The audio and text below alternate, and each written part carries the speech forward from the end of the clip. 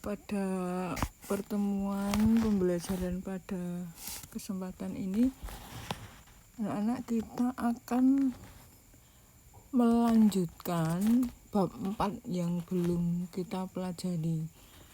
Kalau yang semester kemarin kita baru mempelajari turunan kedua fungsi trigonometri. Kita baru mempelajari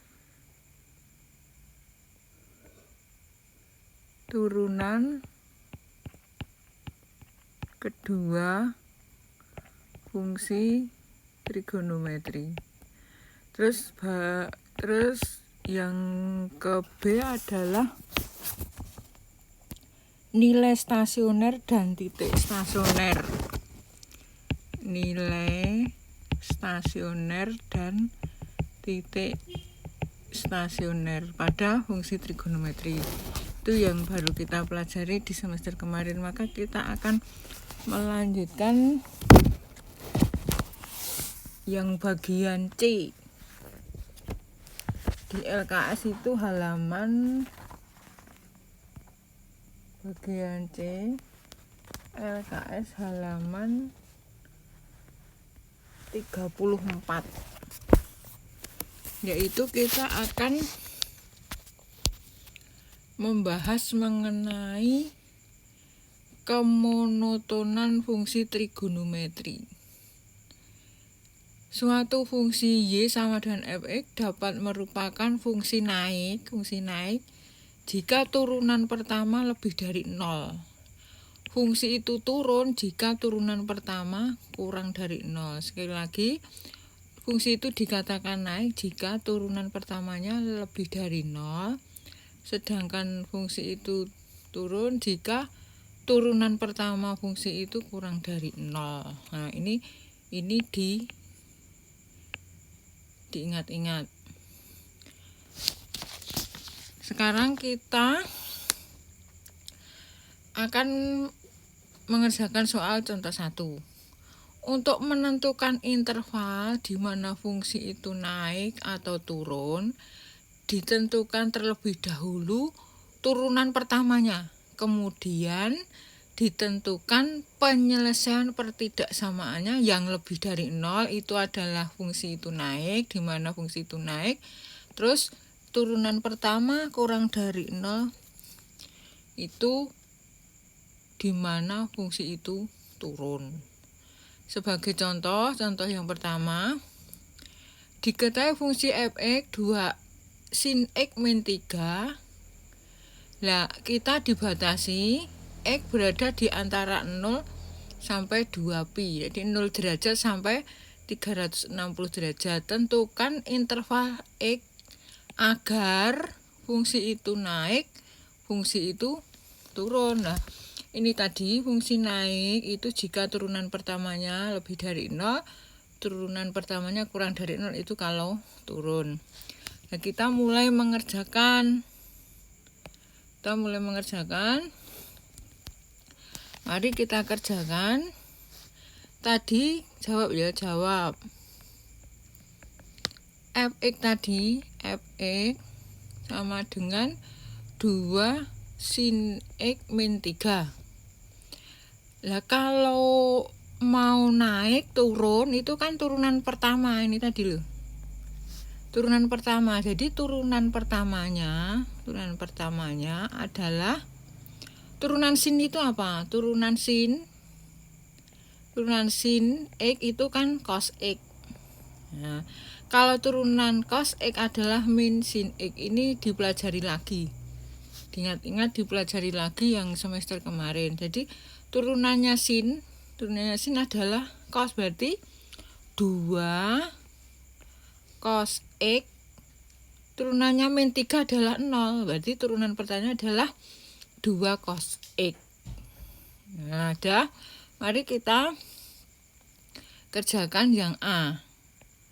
Fungsi naik, tadi fungsi naik, dikatakan fungsi naik itu kalau turunan pertamanya lebih dari 0.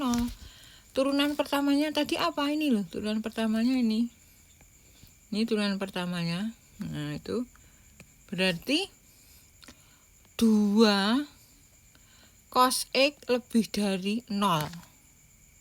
Nah, tuh.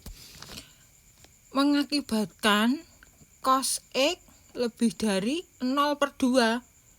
0/2. Berarti cos X lebih dari 0/2 berapa? 0. Nah, tuh. Kemudian kita buat batasnya dulu. Ini dinolkan dulu. Jadi tadi cos X lebih dari 0 ya. Kita nolkan dulu harga batasnya dulu. Harga batas. Cos X sama dengan 0. Cos berapa yang menghasilkan 0? Nah, berapa yang menghasilkan 0? Cos berapa? 90 derajat. Itu sama dengan cos setengah pi. Terus yang menghasilkan 0 lagi yaitu cos 270 derajat. Berarti cos 270 derajat itu 1/2 pi. Yaitu 1/2 pi. Maka kita dapat membuat batas di garis bilangan. Garis bilangan. Batasnya tadi berapa? Setengah pi dengan 1/2 pi kan kecil yang setengah pi. Berarti di sini. Nih. Setengah pi ini adalah 1/2 pi. Nah tadi dibatasi 0 sampai dengan X-nya adalah 2 pi. Berarti 0. 0 kan di sini 0. Di sini 2 pi. Nah, 2 pi. Mari kita uji, kita substitusi yang paling gampang. Yang paling gampang di sini. Nah, di sini. Di sini ada berapa ini? Ada berapa pi? Di antara setengah pi dan 1/2 pi itu ada berapa? Ada di sini ada pi. Nah, ada pi. Jadi kita cobakan X-nya itu pi. Pi itu ada 180 derajat. Kita cobakan ke tadi turunan pertama ini. Tadi kan garis bilangan turunan pertama. Kita cobakan di turunan pertama tadi kan cos X. Saya ulangi 2 cos X ya. Turunan pertama tadi kan 2 cos X. 2 cos X. Kita cobakan ini. Nah, ini yang 180 derajat atau pi, berarti 2 cos 180 derajat. Cos 180 derajat berapa? Kan min 1. 2 kali min 1 menghasilkan min 2. Lah ini nilainya yang kita pakai ini, tandanya min ini. Lah min ini kita tadi pi itu kan di sini, daerahnya di sini. Berarti daerah ini, daerah di antara setengah pi dan 1/2 pi, ada pi kan? Itu tandanya negatif, Nah, ini tandanya negatif. Ini negatif. Nah, negatif. Berarti kalau melangkah batas, ini batas ini menjadi positif. Ini juga menjadi positif. Nah, sekarang kita bisa menentukan di mana fungsi tadi naik. Nah, berarti fungsi apa tadi? Fx sama dengan 2 sin X min 3 itu fungsi itu naik pada interval ini tadi kalau naik kan turunan pertamanya lebih dari 0. Lebih dari 0 itu kan positif. Berarti naiknya di mana? Yang positif. Nah, ini yang positif. Ini loh ini. Nah, ini positif. Nah, itu naik. Ini naik. Ini juga naik. Karena positif ini tadi lebih dari 0. Berarti bisa ditulis pada interval X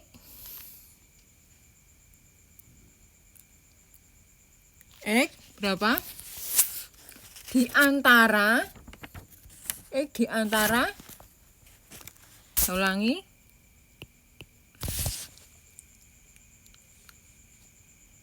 X di antara 0 sampai dengan setengah pi, atau yang positif lagi X di antara 1/2 pi sampai dengan 2 pi. Nah, ini jadi ini naiknya. Lah mana turunnya? Turun nomor B turun ya, B turun, fx itu turun. Tanyakan turun. Nah, turun itu kan syaratnya turunan pertama kurang dari 0. Lah kurang dari 0 kan negatif. Itu negatif. Lah mana di garis bilang yang negatif ini, yang tandanya negatif ini loh, ini negatif. Jadi turun di interval berapa? Turunnya itu X di antara 1/2 pi sampai dengan 1/2 pi. Nah, itu dipahami. Ini itu dipahami fungsi naik, fungsi turun.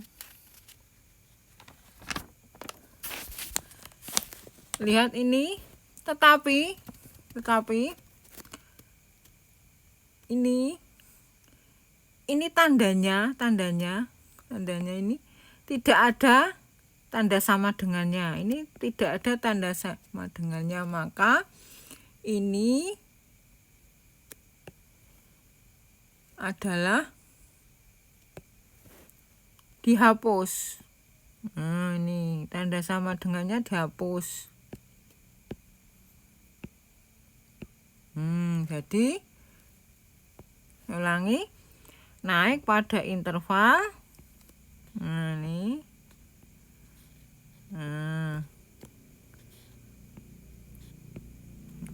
Tuh. Kamu pahami ini. Ulangi. Jadi fungsi naik pada interval 0 sampai setengah pi, ini juga 1/2 pi sampai 2 pi. Terus fungsi turun di sini ini di antara 1/2 pi dan 1/2 pi. Inilah contoh mengenai kemonotonan fungsi. Jadi ada fungsi naik dan fungsi turun. Ya. Pahami, terus kita lanjutkan ke bagian D, yaitu mengenai kemiringan garis singgung. Kemiringan garis singgung pada kurva fungsi trigonometri. Yang kamu perlu ingat, 1, gradien garis singgung kurva Y sama dengan fx pada titik A, Y adalah M, yaitu turunan pertama atau dy per dx. Kemudian persamaan garis yang melalui A ini tadi, A ini dikatakan X1 Y1 dengan gradien M tadi, M-nya diperoleh dari ini adalah Y min Y1 sama dengan M kali X min X1. Langsung kita contoh pertama. Tentukan persamaan garis singgung atau PGS. PGS ya. PGS itu persamaan garis singgung pada kurva Y sama dengan 2 sin X plus 1 pada titik yang berada di absis pi per 6. Nah, kita mulai. Mari kita gunakan yang pertama dulu. Kita gunakan yang pertama. Kita jawab ya, jawab. Tadi fx atau y sama dengan 2 sin X plus 1. Kita akan mencari dulu y-nya karena ini absis. Absis itu X. Saya ulangi, absis itu X. Kalau Y itu namanya ordinat. Nah, ini. Nah, berarti X-nya, absisnya adalah 1/6 pi per 6. Pi per 6 itu berapa derajat? 30 derajat. Jadi X-nya ini kan Y-nya belum tahu. Y-nya berarti pakai ini.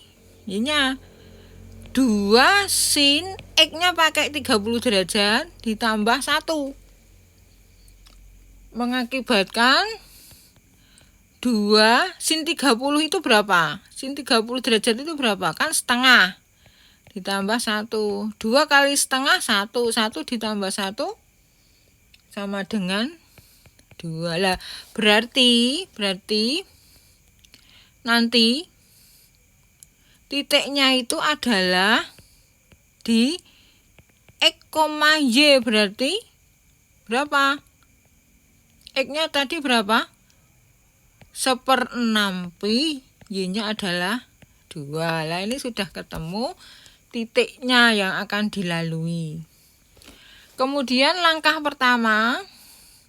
kedua lanjutnya kita akan menentukan gradiennya.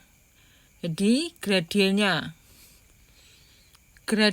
tadi turunan pertama. Berarti gradien M adalah turunan pertama. Turunan pertamanya Y. Turunan pertamanya adalah tadi Y-nya ini, Y-nya. Nah, turunannya adalah berapa turunannya? Turunan dari 2 sin X plus 1. Berarti turunan sin adalah cos. Berarti 2 cos X. Nah, 2 cos X. Mengakibatkan M-nya sama dengan 2 cos X-nya tadi berapa? X-nya ini, X-nya. Nah, ini. Cos X-nya 1/6 pi sama dengan 2 cos 1/6 pi itu kan cos 30 derajat. Berarti 2 cos, saya ulangi, 30 derajat, cos 30 derajat berapa? Setengah akar 3. Berarti gradiennya, M-nya gradiennya adalah akar 3. Nah, ini sudah ada titiknya ini titiknya ini. Nah, ini sebagai X1 Y1. Terus gradiennya sudah tersedia ini. Nah, kita tinggal membuat PGS-nya. Jadi, saya tulis dulu titiknya X1, Y1 tadi berapa? 1/6 pi, 2. Ini X1 Y1 dengan gradien akar 3. Nah, maka jadi PGS-nya, persamaan garis singgungnya, rumusnya apa? Y min Y1 sama dengan M kali X min X1. Berarti mari kita kerjakan. Y1-nya berapa? 2. M-nya akar 3. X1-nya berapa? 1/6 pi. Jadi Y sama dengan Y min 2 dulu kalikan akar 3 berarti X akar 3 min 1/6 pi akar 3. Berarti Y sama dengan akar 3X min 1/6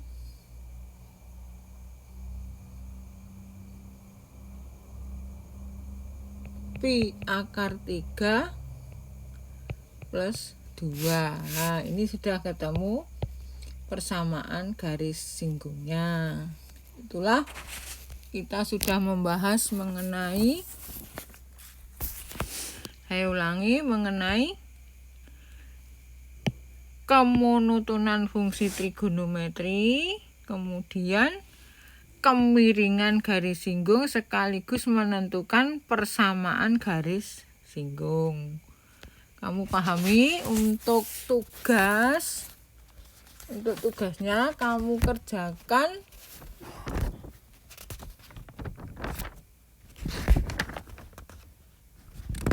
UK4 tugas. Saya tulis ya, tugas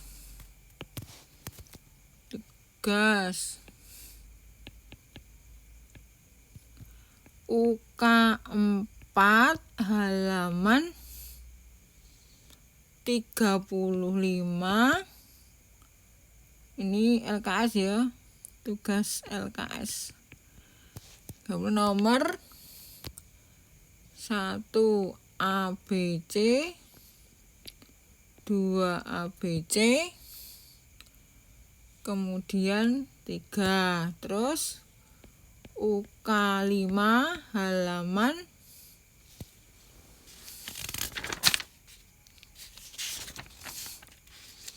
36,